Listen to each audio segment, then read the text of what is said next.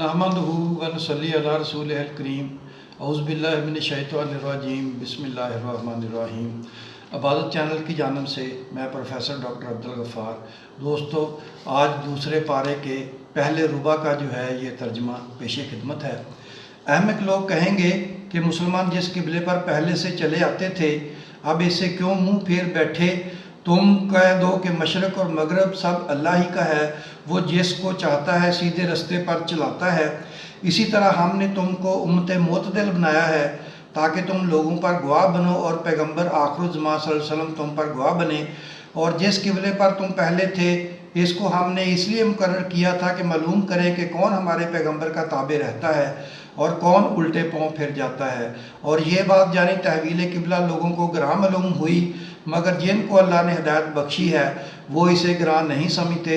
और अल्लाह ऐसा नहीं कि तुम्हारे ईमान को यूं ही ज़ाय कर दे। अल्लाह तो लोगों पर बड़ा मेहरबान साहिब रहमत है। ऐ पैगंबर सल्लल्लाहु अलैहि वसल्लम, हम तुम्हारा आसमान की तरफ मुंह उठाना देख रहे हैं, सो हम तुमको इसी किबले की तरफ जिसको तुम पसंद करते हो मुंह करने का हुक्म देंगे। तो अपना मुंह मस्जिद हराम यानी खाना काबा की तरफ फेर लो और तुम लोग जहाँ हुआ करो नमाज पढ़ने के वक्त इसी मस्जिद की तरफ मुंह कर लिया करो। और जिन लोगों को किताब दी गई है वो खूब जानते हैं कि ये नया किबला इनके परवरदिगार की तरफ से हक है और जो काम ये लोग करते हैं अल्लाह इनसे बेखबर नहीं। और अगर तुम इन अहले किताब के पास तमाम निशानियाँ भी लेकर आओ तो भी ये तुम्हारे किबले की पैरवी ना करें और तुम भी इनके किबले की पैरवी करने वाले नहीं हो और इनमें से भी बाज़ के किबले के पैरों नहीं।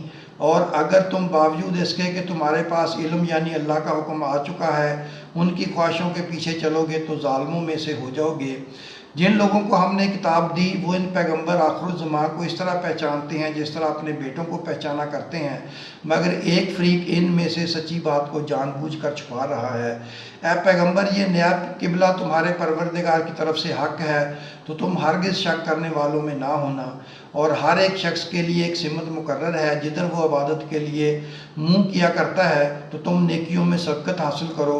तुम जहाँ होगे अल्लाह तुम सबको जमा करके, बेशक अल्लाह हर चीज़ पर कादिर है। और तुम जहाँ से निकलो नमाज में अपना मुँह मस्जिद हराम की तरफ कर लिया करो, बेशक ये तुम्हारे परवरदिगार की तरफ से हक है और तुम लोग जो कुछ करते हो अल्लाह उससे बेखबर नहीं।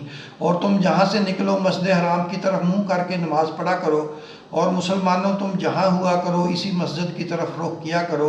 ये ताकीद इसलिए की गई है कि लोग तुमको किसी तरह का इल्ज़ाम न दे सकें, मगर इनमें से जो ज़ालिम हैं वो इल्ज़ाम दें तो दें, सो उनसे मत डरना और मुझी से डरते रहना। और ये भी मकसूद है कि मैं तुमको अपनी तमाम नेमतें बख्शूँ और ये भी कि तुम राह रास्त पर चलो। जिस तरह मिन जुमला और नेमतों के हमने तुम्ही में से एक रसूल भेजे हैं जो तुमको हमारी आयतें पढ़ पढ़ के सुनाते और तुम्हें पाक बनाते और किताब यानी कुरान और दानाई सिखाते हैं और ऐसी बातें बताते हैं जो तुम पहले नहीं जानते थे। सो तुम मुझे याद किया करो, मैं तुम्हें याद किया करूँगा और मेरा एहसान मानते रहना और मेरी नाशुक्री ना करना। ऐ ईमान वालों, सब्र और नमाज से मदद लिया करो, बेशक अल्लाह सब्र करने वालों के साथ है। और जो लोग अल्लाह की राह में मारे जाएं उनकी निस्बत ये ना कहना कि वो मरे हुए हैं, वो मुर्दा नहीं बल्कि ज़िंदा है लेकिन तुमको शऊर नहीं। और हम किसी कदर खौफ और भूख और माल और जानों और मेवों के नुकसान से तुम्हारी आजमाइश करेंगे और सब्र करने वालों को बिशारत सुना दो कि इन लोगों पर जब कोई मुसीबत वाक़ होती है तो कहते हैं कि हम अल्लाह ही का माल हैं और उसी की तरफ लौट कर जाने वाले हैं। यही लोग हैं जिन पर इनके परवरदिगार की इनायतें हैं और खुसूसी रहमत भी है और यही सीधे रास्ते पर हैं। बेशक कोहे सफ़ा और मरवा अल्लाह की निशानियों में से हैं। तो जो शख्स खाना काबा का हज या उम्रा करे उस पर कुछ गुनाह नहीं कि दोनों के दरमियान चक्कर लगाए, बल्कि ये एक नेक काम है और जो कोई नेक काम करे तो अल्लाह कदरदान है, दाना है। जो लोग हमारे हुक्मों को और हदायतों को जो हमने नाज़िल की हैं किसी गर्ज़ फासद से छुपाते हैं, बावजूद है कि हमने इनको लोगों के समझाने के लिए अपनी किताब में खोल खोल कर बयान कर दिया है, ऐसों पर अल्लाह और तमाम लानत करने वाले लानत करते हैं। हाँ, जो तौबा करते हैं और अपनी हालत दुरुस्त कर लेते हैं और अहकाम इलाही को साफ साफ बयान कर देते हैं तो मैं उनके कसूर माफ़ कर देता हूँ और मैं बड़ा माफ़ करने वाला बड़ा मेहरबान हूँ। जो लोग काफिर हुए और काफिर ही मरे, ऐसों पर अल्लाह की और फरिश्तों की और इंसानों की सब की लानत। وہ ہمیشہ اسی لعنت میں گرفتار رہیں گے، ان سے نہ تو عذاب ہلکا ہی کیا جائے گا اور نہ انہیں کچھ مہلت ملے گی۔ اور لوگوں تمہارا معبود ایک ہی معبود ہے، اس بڑے مہربان اور رحم والے کے سوا کوئی عبادت کے لائق نہیں۔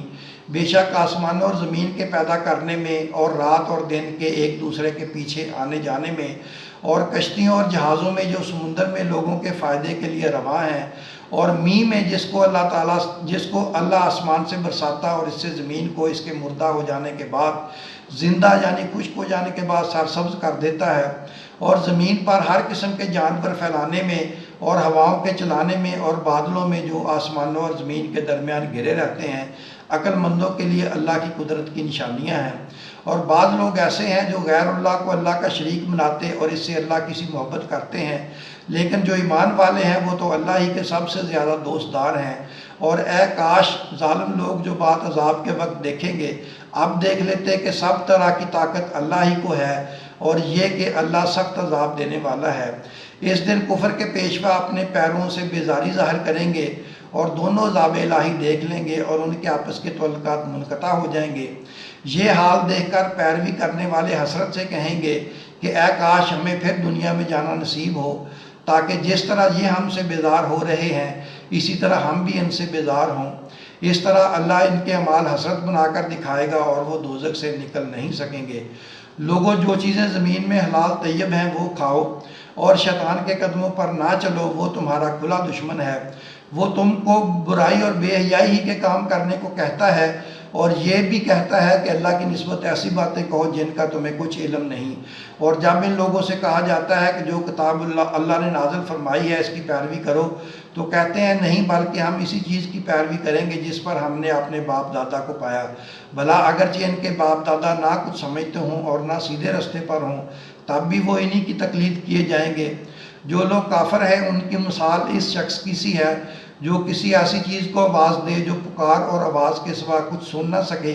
یہ بہرے ہیں، گونگے ہیں، اندھے ہیں کہ کچھ سمجھ ہی نہیں سکتے۔ اے اہل ایمان، جو پکیزہ چیزیں ہم نے تم کو عطا فرمائی ہیں ان کو کھاؤ، اور اگر اللہ ہی کے بندے ہو تو اس کی نعمتوں کا شکر بھی ادا کرو۔